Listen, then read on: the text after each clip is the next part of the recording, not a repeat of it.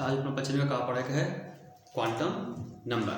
ठीक, कहाँ पढ़ा है क्वांटम नंबर, बहुत ही आसान तरीके से। ठीक, तो शुरू कीजिए क्वांटम नंबर।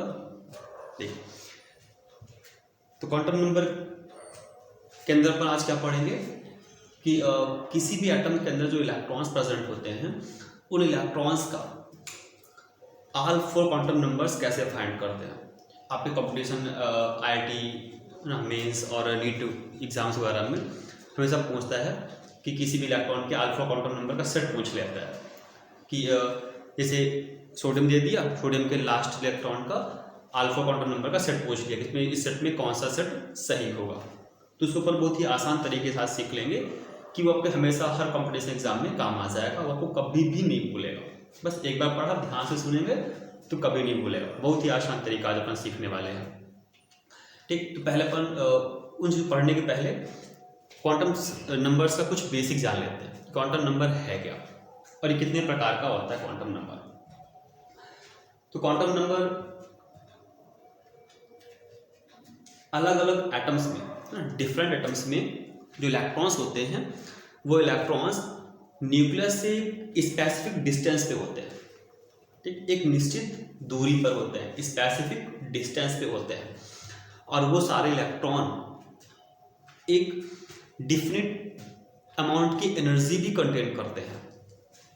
ठीक, जैसे अपन एक एटम ड्रॉ करें तो एटम का न्यूक्लियस हो गया और ये एटम के बाहर इसका ऑर्बिट हो गया। तो इन ऑर्बिट में जो इलेक्ट्रॉन प्रेजेंट है यहाँ, ये इलेक्ट्रॉन न्यूक्लियस से एक डिफिनिट डिस्टेंस या एक स्पेसिफिक डिस्टेंस पे प्रेजेंट है और इन इलेक्ट्रॉन की डिफिनिट एनर्जी है। ठीक, तो इन्हीं दोनों चीज़ को, ठीक, तो इनकी एनर्जी भी है, डिफिनिट एनर्जी भी कंटेन करते हैं और डिफरेंट डिस्टेंस पर भी होते हैं। तो इन्हीं दोनों चीज़ों को रिप्रेजेंट करने के लिए क्वांटम नंबर की हेल्प ली गई थी, क्वांटम नंबर्स की सहायता ली गई, और इन्हीं दोनों चीज़ बताने के लिए क्वांटम नंबर दिया गया है ना, डिफाइन किया गया। तो टोटल 4 टाइप के क्वांटम नंबर्स दिए गए। अब वो 4 टाइप के क्वांटम नंबर कौन कौन से हैं, पहले अपन ये जान लेते हैं कि 4 टाइप के क्वांटम नंबर्स कौन कौन से हैं। तो पहला क्वांटम नंबर कौन सा है, प्रिंसिपल क्वांटम नंबर। प्रिंसिपल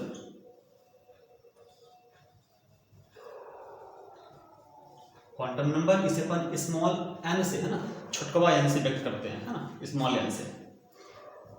दूसरा क्या होता है, एजीम्यूथल क्वांटम नंबर।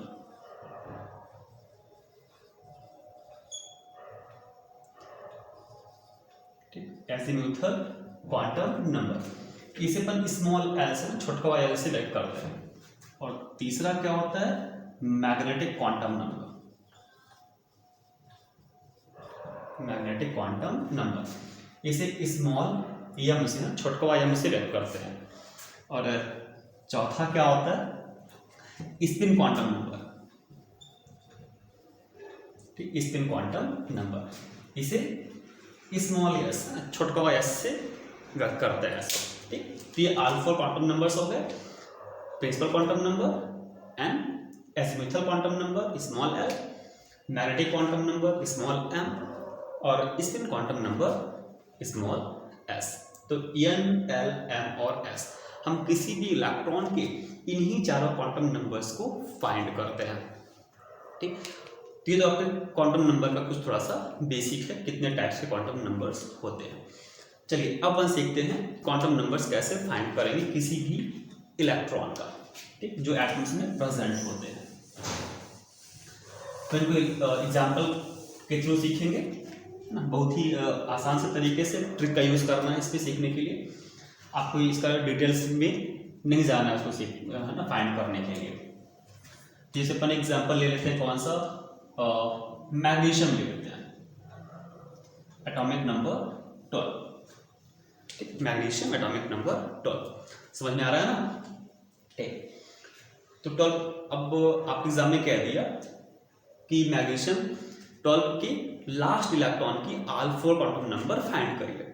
ठीक, जैसे कह दिया find last electron, find last electron of atomic number 12।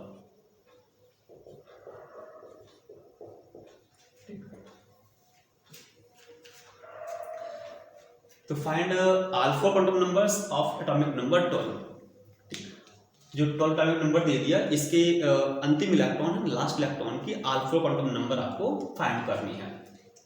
तो अब देखिए, सबसे पहला हमारा काम क्या होगा, इसको फाइंड करने के लिए हमें इस पर अफबाउ प्रिंसिपल अप्लाई करना पड़ेगा, यानी कि अफबाउ रूल से हमें इसके इलेक्ट्रॉनिक कॉन्फिगरेशन करना पड़ेगा। और ये चीज़ आप हमारी पिछली क्लासेस में पढ़ा हुआ है, अच्छे तरीके से तो सीखा हुआ भी है। ठीक, चलिए इसको अप्लाई कर देते हैं, देख लेते हैं एक बार। तो कितना जाएगा, 1s2 2s2 2p6 और कितना हो गया 3s2। ठीक, काउंट करिए, 2 to 4 6 10 10 to 12, 12 इलेक्ट्रॉन्स हो गए। तो अब देखिए यस ऑर्बिटल आ गया। यस ऑर्बिटल कितने बॉक्स बनते हैं, एक सिंगल बॉक्स यहाँ बनता है।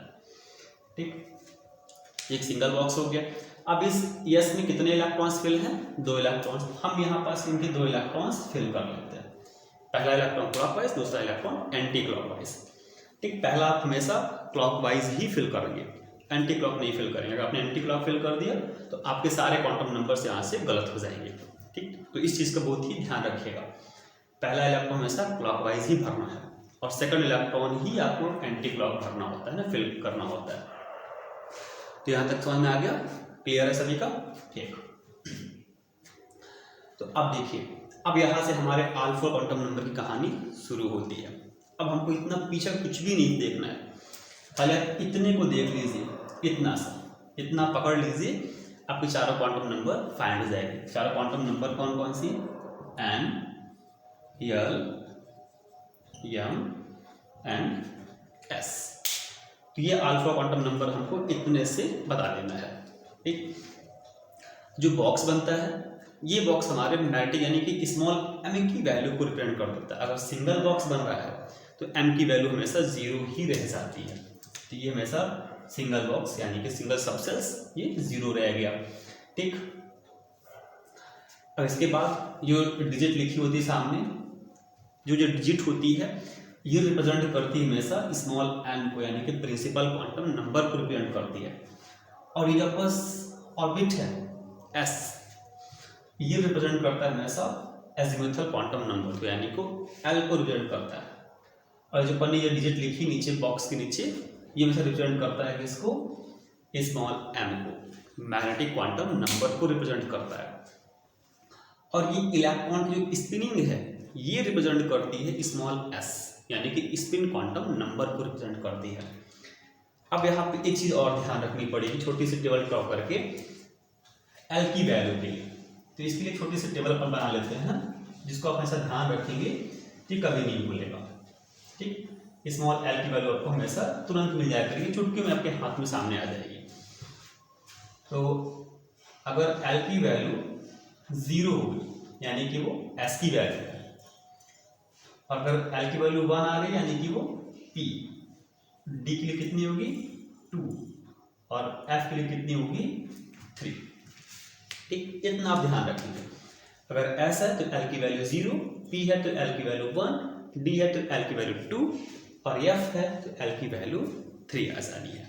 ठीक, तो अब आप यहाँ से अपन सारी चीजें बता सकते हैं। अब देखिए कैसे बताएं इसको। तो यहाँ पर पहले क्या फाइंड करें, प्रिंसिपल क्वांटम नंबर। ठीक, यहाँ तक तो क्लियर है सबका ना, बिल्कुल क्लियर है। तो यहाँ n की वैल्यू फाइंड करनी है, तो n की वैल्यू जो सामने 3 लिखा हुआ है, तो ये 3 क्या हो जाएगा, n की वैल्यू हो जाएगी। ठीक है, 3 हो गया। अब देखिए इसके बाद s लिखा है, s यानी कि l की वैल्यू। अब देखिए l की वैल्यू s के लिए कितनी आ रही है, 0 आएगी। तो l की वैल्यू क्या हो गई 0। ठीक, और किसका पूछ रहा है, लास्ट इलेक्ट्रॉन का। तुम्हारा लास्ट इलेक्ट्रॉन कौन सा है, जो 12वां इलेक्ट्रॉन, जो 12th इलेक्ट्रॉन है वो लास्ट है। तो 12वां तुम्हारा ये वाला है ना, जो एंटी क्लॉक मूव किया है, ये हमारा लास्ट इलेक्ट्रॉन है। किस ऑर्बिट में आ रहा है, सिंगल बॉक्स में आ रहा है, यानी कि m की वैल्यू क्या हो जाएगी 0। अब देखिए इलेक्ट्रॉन किधर मूव कर रहा है, क्लॉकवाइज है कि एंटी क्लॉकवाइज है, ये एंटी क्लॉकवाइज है ना, नीचे की मूव कर रहा है। तो एंटी क्लॉकवाइज के लिए वैल्यू हमेशा क्या होती है, -12। तो एस की दो वैल्यूज होती हैं, +12 और -12 भी होती है। +12 कब होती है, जब इलेक्ट्रॉन क्लॉकवाइज स्पिनिंग करता है, और एंटी क्लॉक कब होती है, जब इलेक्ट्रॉन -12 कब होती है, जब इलेक्ट्रॉन एंटी क्लॉक मूव करता है। तो इसको भी ध्यान रखिएगा, कभी भी आपकी एस की वैल्यू गलत नहीं होगी। अगर इलेक्ट्रॉन क्लॉकवाइज मूव कर रहा है तो +12 वैल्यू शो करेगा, और एंटी क्लॉक मूव कर रहा है तो -12 वैल्यू शो करेगा। तो इस वाले एग्जांपल में हमारा जो इलेक्ट्रॉन है किधर मूव कर रहा है, एंटी क्लॉक, नीचे को मूव कर रहा है, इसलिए एस की वैल्यू क्या हो गई, -12 हो गई। ठीक, तो देखिए आपको बहुत कम समय लगेगा इस पर, आप एक बार सीख लेंगे तो उसके साथ 10 सेकंड में R4 क्वांटम नंबर आप फाइंड कर लेंगे। ठीक, जैसे अपन एक आध एग्जाम्पल और करते हैं, तो ये एग्जाम्पल क्लियर हो गया होगा सभी का। अपन अगला एग्जाम्पल लेते हैं, उसको करके देखते हैं।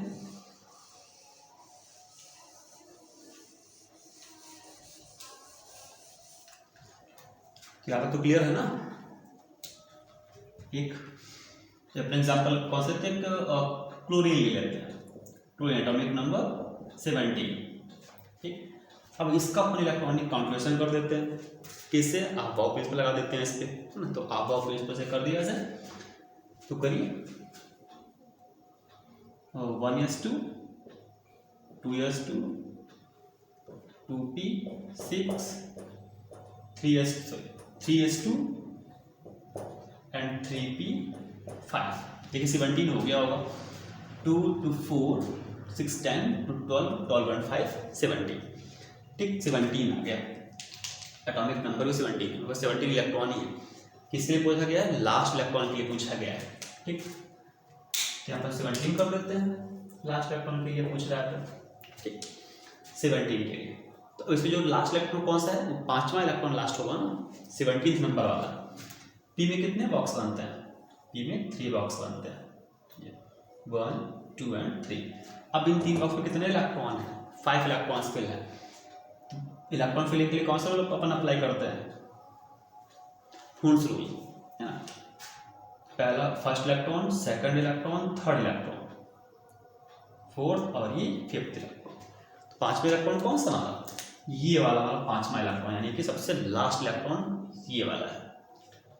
जो एंटी क्लॉक आ रहा है वो सबसे लास्ट इलेक्ट्रॉन है। तो हमको इस लास्ट इलेक्ट्रॉन की सारी क्वांटम नंबर्स है ना, R4 क्वांटम नंबर्स फाइंड करनी है। कौन कौन सी, M L M and S, तो ये R4 क्वांटम नंबर्स फाइंड कर देंगे है। तो अब देखिए, अब अपन इस पूरे को दिमाग से हटा देते हैं, अपन इतना दिमाग पर ध्यान रखते हैं, और इतना का ध्यान रख लिया तो सारा कुछ आपका ये पूरा ये क्लियर हो जाएगा, पूरा क्वांटम नंबर्स आपका निकल जाएगा। ठीक, तो करते हैं। ये जो डिजिट है सामने वाली थर्ड, ये कौन सी जाएगी, n की वैल्यू हो गई 3। p, अब देखिए p के लिए कौन सी वैल्यू थी, l को डिफाइन करता है। ठीक, तो p के लिए देखिए कौन सी वैल्यू है, l की यहाँ साइड में लिखा हुआ है, अपनी रियज नहीं किया इसको, तो p के लिए क्या है, 1 है। तो l की वैल्यू क्या होगी, 1। अब देखिए हाँ, नीचे पर एक बॉक्स के नीचे डिजिट नहीं दिया, जो सेंटर बॉक्स होता है वो हमेशा 0, जो लेफ्ट में होता है वो हमेशा -1, और जो राइट में होता है वो हमेशा +1। तो अब देखिए इलेक्ट्रॉन कहाँ गया है, किस वाले बॉक्स में एंटर किया है, और जो इलेक्ट्रॉन है वो सेंटर बॉक्स में एंटर कर रहा है। सेंटर बॉक्स की वैल्यू क्या है, नीचे 0 वैल्यू लिखी हुई है, 0 यानी कि m की वैल्यू क्या होगी हमारी, 0 होगी, तो m 0 हो गया। ठीक, अब देखिए अब एक क्वांटम नंबर और बचा, अपन 3 क्वांटम नंबर तो फाइंड कर दिए, चौथा एक और बच रहा है। तो चौथा यानी कि स्पिन क्वांटम नंबर। अब देखिए इलेक्ट्रॉन कहाँ मूव किया है, क्लॉकवाइज मूव कर रहा है, एंटी क्लॉक मूव कर रहा है, किधर मूव किया है, एंटी क्लॉक, नीचे मूव कर रहा है। ठीक, तो नीचे मूव कर रहा है यानी कि एंटी क्लॉक, और एंटी क्लॉक की वैल्यू क्या होती है, -12 की वैल्यू, यहाँ पर क्या लिख देंगे, -12। ठीक, देखिए ये चारों क्वांटम नंबर्स आ गए, बहुत ही आसान, बहुत ही कम समय में अपन इसको फाइंड कर लिया। ठीक, जब आप कॉम्पिटिशन लेवल पे एग्जाम में बैठते हैं तो कॉम्पिटिटिव एग्जाम्स में आपके पास बहुत ज़्यादा समय नहीं होता है, आप फार्मूला अप्लाई करते बैठेंगे, आपका समय लॉस होता चला जाएगा। तो आपको बहुत ही कम समय में फाइंड करना होता है, तो अपन ये ट्रिक का यूज़ करते हैं। ठीक, और बहुत जल्दी R4 क्वांटम नंबर का सेट अपन निकाल लेते हैं। चलिए एक आध एग्जाम्पल और करके फिर उसकी प्रैक्टिस करते हैं।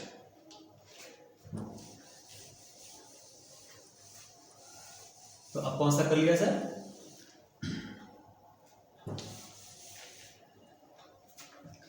चलिए एक और कर लेते हैं। इस बार अपन लास्ट का नहीं करते, कभी कभी सेकंड लास्ट पूछ देता है, तो अपन सेकंड लास्ट लिखा कर पोटेशियम ले लेते हैं 19, पोटेशियम एटॉमिक नंबर 19। अब सेकंड लास्ट पूछ रहा है, लास्ट नहीं पूछ रहा, सेकंड लास्ट। सेकंड लास्ट यानी कि अंतिम वाले से एक पहले, यानी कि 19 एटॉमिक नंबर दिया है बट 19th का नहीं पूछ रहा। किसका पूछ रहा है? 18th का पूछ रहा है, 18वें का। सेकंड लास्ट का मतलब होता है कि लास्ट से एक कदम पहले आपको रुकना है, यानी कि अगर 19वां एटॉमिक नंबर है तो हमको 18वें में ही रुक जाना है। चलिए कर लेते हैं इसके लिए। तो 1s2, 2s2, 2p6, 3s2, 3p6, 4s1। देख लीजिए 19 पूरा हो रहा, 2 to 4, 4 6 10, 10 to 12, 12 to 6 18, 18 and 1 19। ठीक, तो 19th हमने इलेक्ट्रॉनिक कंपोजिशन कर दिया, लेकिन पूछा किसका है? 18th का पूछा है। आपका लास्ट इलेक्ट्रॉन नहीं पूछा है।